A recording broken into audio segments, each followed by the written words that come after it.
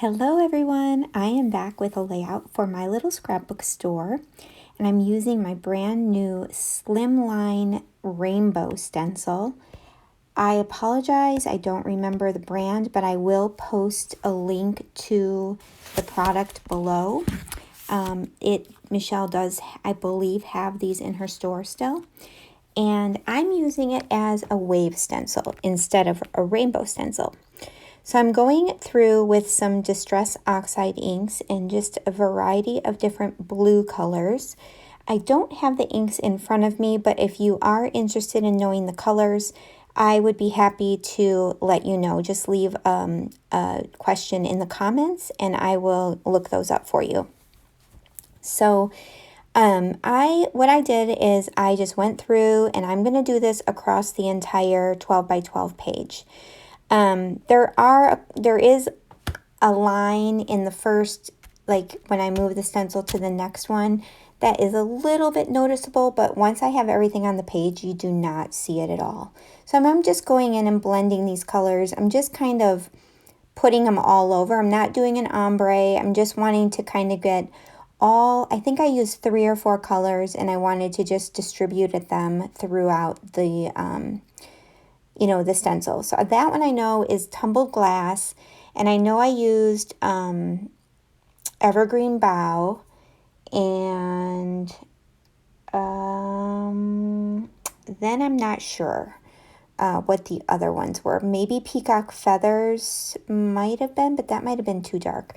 Yeah, leave me a question if you want to know. I'm sorry, I'm just kind of guessing right now. So there is the stencil. Wait till you see it. It looks so good. So I'm going to line it up, and I'm not going to line it up quite exactly. I actually do line it up really well in the next 2 go-throughs. And I'm not going to make you watch this whole thing because I'm just essentially doing the same thing over and over. But after I get the base color down with the Distress Oxides, I am going to go back with some Glaze from Picket Fence, and I use 2 different ones of those, and I used Succulent Green, and I used this brand new one, you guys, it's so beautiful, Mint Hydrangea. So I used both of those, and those are from the shop as well. And, sorry, I'm leaning over. And I used a Nuvo Glacier paste that is new in the shop as well. Again, I don't have that right in front of me, but if you want to know the colors when we get to those, just let me know. So I just see lots of different uses for this stencil. Number one, I'm really excited to use it for slimline cards. I think it would be such a quick and easy background. You could do ombre, you could do rainbow colors. I mean, so many different things that you can do with this. And again, on a 12 by 12 layout, it worked out perfectly. See that little gap right there in between? It drove me nuts that I did that because I worked so hard not to do that. But that's okay. I ended up getting it covered up anyway. I mean, sadly, a lot of this gets covered up, but that's just the nature of the beast when you deal with mixed media, right? I mean, sometimes you just can't help it.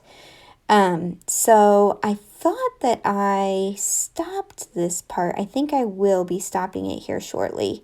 And then I'm going to go back with a little bit of the mixed media pastes. This is one thing I really love to do with like my glazes, with my, especially the Nuvo Glacier pastes, because they're very translucent.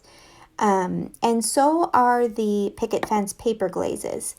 And because of the translucency, sometimes you don't see them really boldly or anything on white, just like white cardstock alone. But when you layer them up over a kind of a similar color, they just look gorgeous. So I'm going to go through and just kind of, again, no rhyme or reason, just distributing the different colors and textures evenly throughout the stencil. And I'm going to continue to do that throughout the whole across the whole layout. I'm not going to show it all, so don't worry. But I'm going to be using this background for pictures of my middle son surfing. So it worked out perfectly as waves. I did not use, I literally used 2 strips of pattern paper on this layout you'll see, and everything else is the mixed media, and then I did a cut file. So see that mixed media? It's going to look so pretty when it's all done. It's hard to envision it mixed media when you see it without anything on top of it. And I think that's what scares people off, because it doesn't always look fantastic when it's just there. But when you start laying things over it and it's just peeking out here and there, I think that's when mixed media really shines. Unless, of course, you're doing like a full art journal and, you're doing it in that way. I have an art journal. I occasionally use it.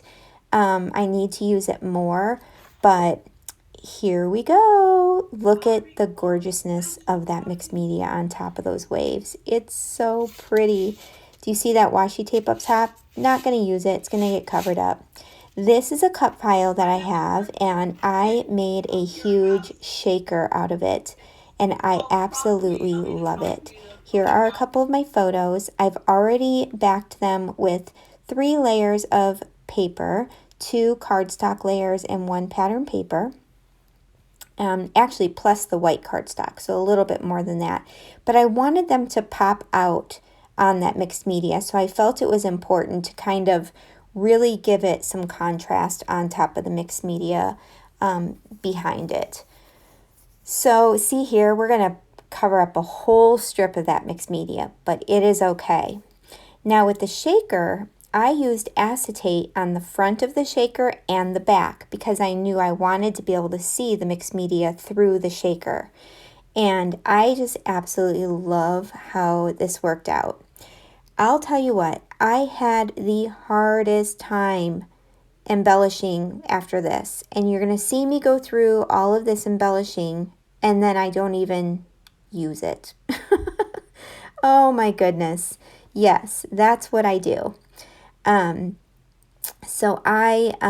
I wanted to show you a little bit of my process because this is what happens.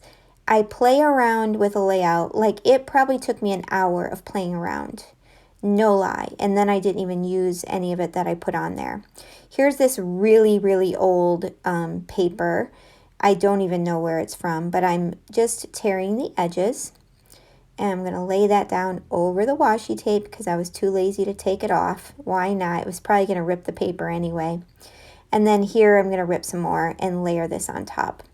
So this brings a little bit more color. It brings that teal kind of contrasting color to the top and adds a little bit of interest without taking away from the mixed media. And that was my whole goal on this layout. I wanted the mixed media to not necessarily be the star of the layout because, that's obviously going to be the photos and the shaker pocket. But I feel like everything on this layout complements each other. So I'm really happy with the way it turns out. I have a star that right there that is super, super, super, super old from Heidi Swapp. And it's one of those that you can color. Now I'm going to play around so much with my title.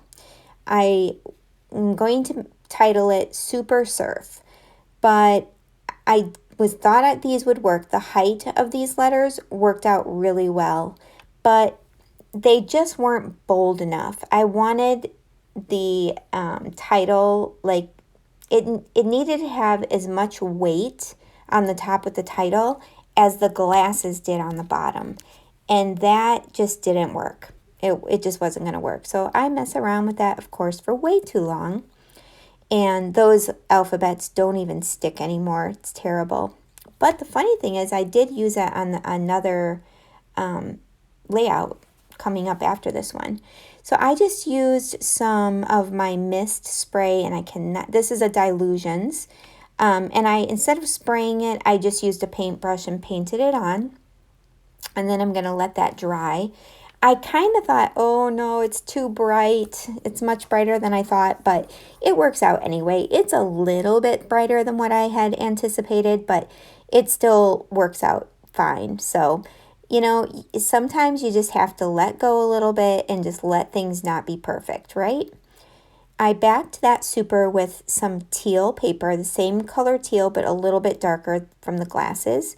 And I did 2 cut files. I did that cursive surf, and then I did this bolder surf. And they're two-toned, so there's a, like the darker teal is on the front, and then it's shadowed with a lighter teal.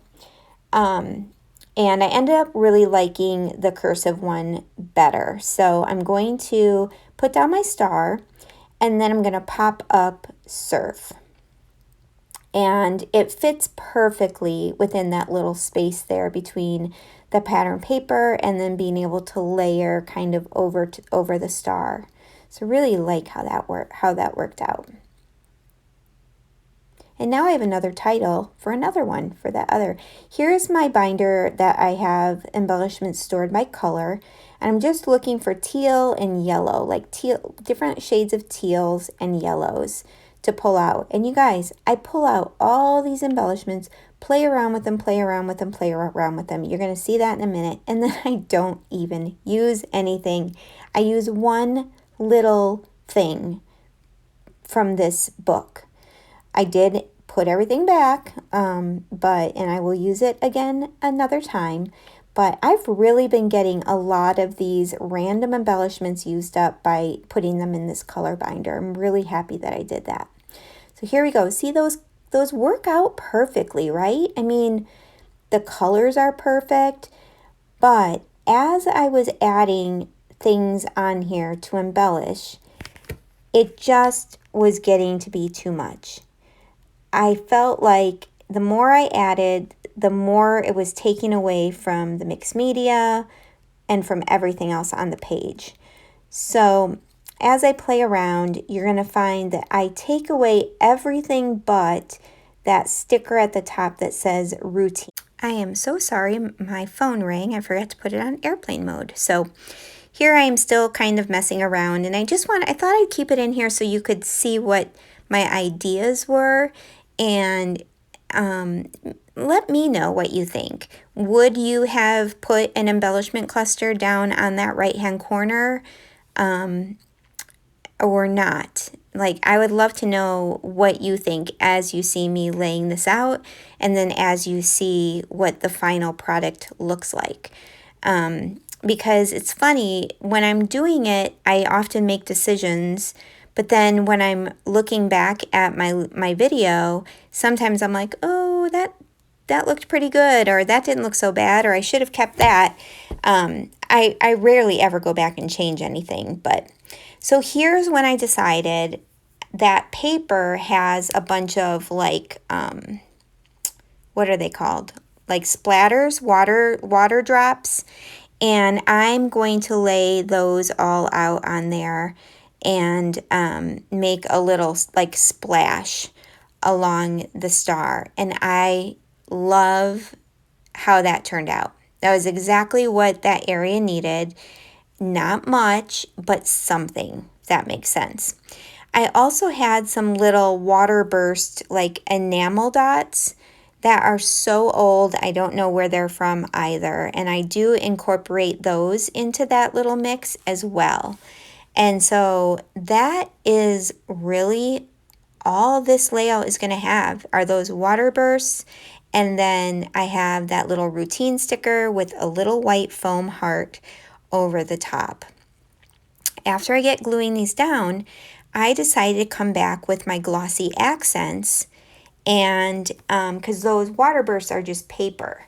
So to add a little bit of shine and a little bit of dimension, I'm going to come back with the glossy accents, and I love what that does with those water bursts because it just gives it a whole different texture from the star and then of course the title. So it gives it a little bit of a shiny look to it. And if you've never used glossy accents before, or liquid glass sometimes it's called, It's super easy to use, and for whatever reason, it just stays on, like it stays within the shape you're working in. I don't know how it does that, but it really does. It's pretty amazing. So that's gonna do it for this layout. I'm gonna get that glossy accent on, and then that's gonna be it. I do have some close-ups at the end here that will show you some of the detail work, and I will have links below for Michelle's shop and for some of the products here. So definitely take a look. Thanks, guys.